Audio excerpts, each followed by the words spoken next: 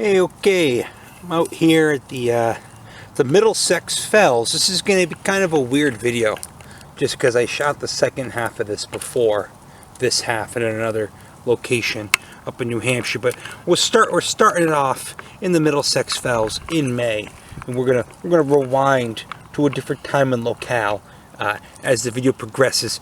I figured I should talk to you folks a little bit about mustards. Okay, we got a nice little mustard, not rare in western New England, but quite unusual here, just outside of Boston. This is Cardamine concatenata, and it's looking a little worse for wear right now. That's just because apparently the time to catch this plant is more late April, early May, and we're burning through the month of May right now. In any case, this is Cardamine concatenata. This is in the Mustard Family Brassicaceae, a family I don't really feel like I give much love to, much acknowledgement to. A lot of nasty invasives in that family, kind of giving the whole, sticking up the joint, giving them a bad rap. But this one is a native cardamine. And I'm going to talk about Cardamine hirsutus in the second half of this video. So if you're thinking Cardamine, why does that sound familiar? Those are the bitter cresses, the winter cresses, and etc. But it's a massive widespread genus. Something like 200 species, maybe a little more, maybe a little less, but well in excess of 100. They're getting split up. They're going through some revision right now. It's actually one of the things that's interesting about this particular plant. And why don't I talk about this particular plant for just a second? So Cardamine concatenata, this is the cut leaf toothwort is the common name. We'll get into the morphology in a second there. This is part of a species complex. It is itself, the most kind of well-known species in that complex, the most widespread, I think. Cardamine diphylla is one we'll talk about in a little bit, but you get a few species that were formerly lumped together, have now been split up into a species complex named after this particular species here. So, move my camera just a little bit. Cardamine concatenata, I can honestly give you a lot better dissection of what Brassicaceae flowers look like when this will progress to Cardamine diphylla. So Brassicaceae, their flowers are 4-petaled with 6 stamens, and I can't really illustrate that now because these are done. Lovely pinkish tint to them. Yeah, you can see here's the fruits developing. The fruits develop into characteristic little pods called silicles or siliques. I think silicles are when they're disc-shaped and siliques are when they're rod-shaped. Very characteristic. And then the leaves. Easy to see how it gets that name. Cut leaf toothwort. Diphylla's got, little parts of 3 going on. Real interesting shape to the leaves. Just a shame that they're on their way out. Okay. Brassicaceae's got the glucosinolates, I hope I'm saying that correctly, those interesting secondary compounds that a lot of mammals find irritating. Human beings, however, tend to find them delicious. If you like mustard, you like wasabi, you like horseradish, all in the mustard family. Glucosinolates are the compounds responsible for that burning sensation you can get with potent fresh mustard. None of them have any association, despite being such a large and such a successful family. None of them have any association with any sort of fungal activity. They've got their own thing going on. Their proteas kind of do that. They have their proteoid roots. I forget how Brassicaceae does it though.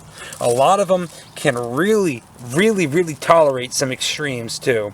You're talking like barren, just absolutely a scorched desert to like frigid alpine tundra. They kind of do it all. You know what I mean? Real big family. Brassicaceae is the order. I don't really think we get much else in that order around. Cleomaceae, there's a species of Cleomaceae that kind of just barely makes it into Vermont. But mostly you're dealing with I hate the term weeds, but you're mostly just dealing with weeds, to be blunt, with this family. Again,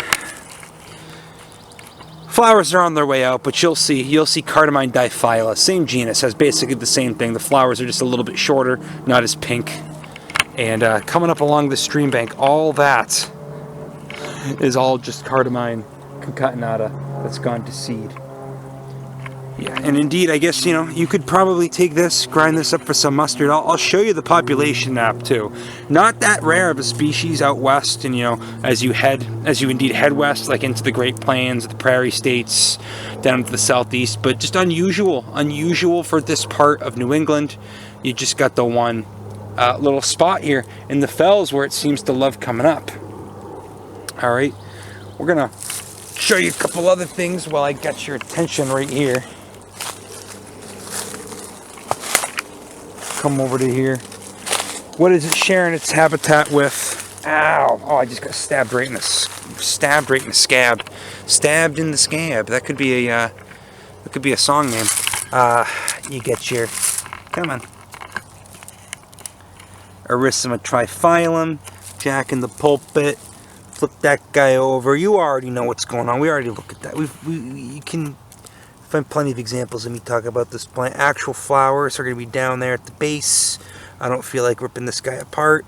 Got that nice striped inflorescence. Spadix on the outside. Spadix on the inside. Spathe on the outside.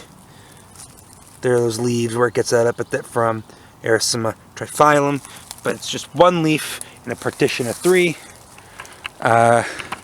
You get some nice veratrum variety over there. Not in bloom yet. Won't be for another month or so. What else? Manthum canadens, almost ready to start going off for the season down there. Don't really need to get into all this right now because I'm going to go shoot another more detailed video, and I'm trying to keep this, you know, pretty specific to mustards. But yeah, Cardamine. It's an interesting genus. It's a crappy genus if you're mostly dealing with Cardamine hirsuta. I saw a uvularia over here just a second ago. Where'd that guy go? You know, more Jack in the pulpit. It really comes up well in the Middlesex fells from what I've seen.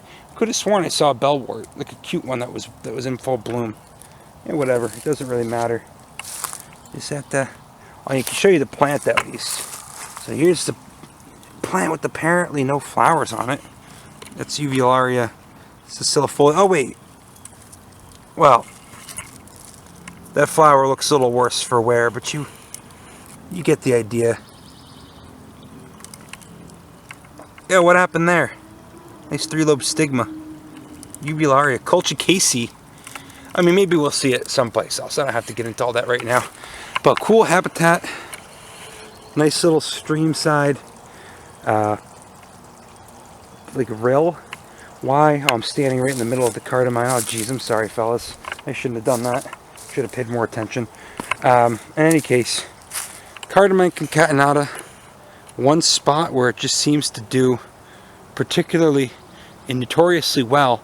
Shame I couldn't, you know, come over here when there were much more of them in bloom. But what are you going to do? I mean, that's just life, I guess.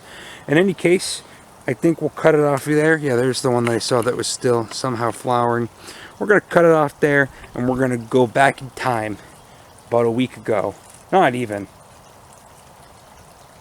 Oh, geez, yeah, almost a week ago. I did that on Monday, and then I said I was going to come out here and shoot this. Well, whatever. You get it. We'll go look at Cardamine diphylla, talk a little bit more about mustards.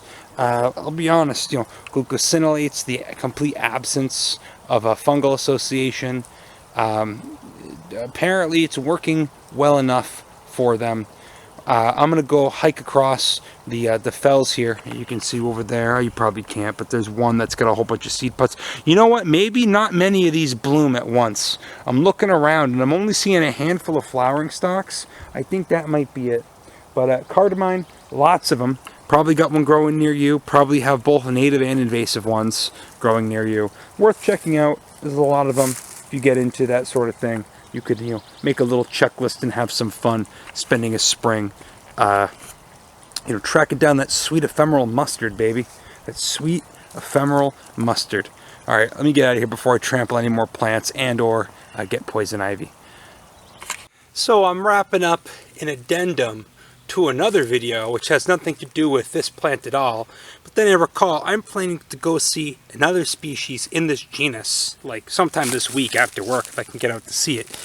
And This isn't the species, but it's in the same genus as it. I think this one's maybe slightly more common. It's not in the same species complex. Or, yeah, whatever. We'll just say complex broadly. This is Cardamine diphylla, unless I am, acutely mistaken. This is another Brassicaceae. This is going to be weird for me because I'm actually filming this before I'm even going to see where the Cardamine is. I do know where it is, though. So these are just starting to come out. This is in the family Brassicaceae, the Mustard family. Cardamine, very species-rich genus. Some of them are real weedy. Like, if you ever get those, I'll put a picture of it up. You ever get those little weedy, white tiny flowers that come up? They'll be like the first thing that pops up in your lawn if you've got a lawn or garden or just on the edges of roads, basically everywhere. That's Cardamine hirsuta. That's hairy bittercress or wintercress, whatever it is, Cardamine hirsuta. And those really tiny flowered ones, a lot of those are native to Eurasia, but over here in North America, a lot of our Cardamine are just these beautiful, spring ephemerals. 2 leaves on the thing, diphylla. Yes, I know, even though that they're, leaves of 3, which is a bullshit saying because those are 2 leaves divided into 3 leaflets, 6 leaflets altogether. If you can do, come on, follow along with me here. So this is a Cardamine, and you'll see concatenata, which is the other one we want to go see. Just got a little bit different thing going on with the leaves and different colored flowers. 6 stamens, 4 petals, as you would expect from pretty much any of the mustards. Real nice calyces too. Once you know what a mustard in bud looks like, you kind of can't forget it because it looks like a head of broccoli. If you get a dense enough cluster of them. There's a whole crap ton up over there. I just don't want to go to. It's like a little nature trail. I'm convinced they planted most of this stuff here, but that's okay. It's a good learning resource. There should be more of this. This should be what most public parks are, not like topiary gardens and ornamentals. I mean, these are to me ornamentals, but like native stuff that belongs in a park or in a nice little botanic garden as much as it belongs in a out in the woods. So this is Cardamine diphylla. We're going to go see Cardamine concatenata. The cutleaf toothwort is what that one's called. I forget what the common name is for this one. I kind of don't care. Probably one of the toothworts. 2-leaved toothwort. I'm just guessing. Here are some of the babies that probably won't bloom this year. Why don't you could plant this, A lot of them got some interesting secondary chemistry going on. A lot of them are edibles. Don't quote me. Of course, not again, the different video I'm talking about. We were just looking at the Canadian ginger. This is the same spot. This is up in New Hampshire, just so you know. But let me give this a smell. Well, hang on. I have to take the focus off, unfortunately. Oh, yeah. A lot of the mustards, they smell mighty pleasant. I got some, big fat bumblebee just flew by. Got like a different species. Some other mustard I bought before I really got into this thing. I actually forget what it's called. I'll put the name there. I don't think it's native to New England, but I think it's like a North American native. But you get the idea. Same family as broccoli, cabbage. Well, broccoli and cabbage are the same species. You get it. You Brassica family, not annual honesty. What's it called? Dame's rocket. You get really bad, invasive out in Vermont is in this family, blooms a little bit later, like later this month. That'll be going off. Beautiful plant, just, these are what our nice, native ephemeral Brassicaceae look like. There's a lot of diversity in this genus, dude. If you don't like one, or you don't get one growing near you, there's probably about 3 or 4 more you've never even heard of that are basically the same thing, just a little, stalk of flowers and some weird looking leaves underneath. But you could probably, if you rip this up, which I mean, obviously I'm not going to do that, you could probably grind that root into some sort of, spicy paste. There's a whole nice batch of them.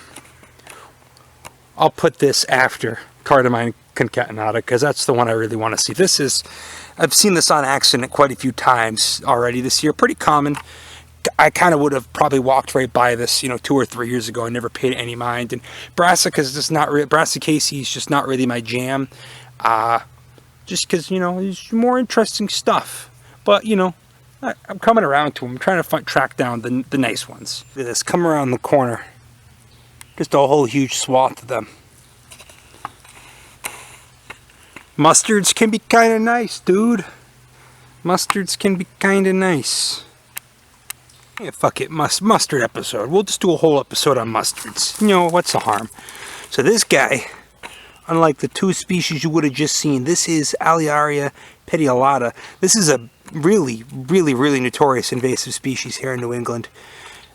Garlic mustard, it's the common name. Unmistakable leaves, clusters of these little white flowers.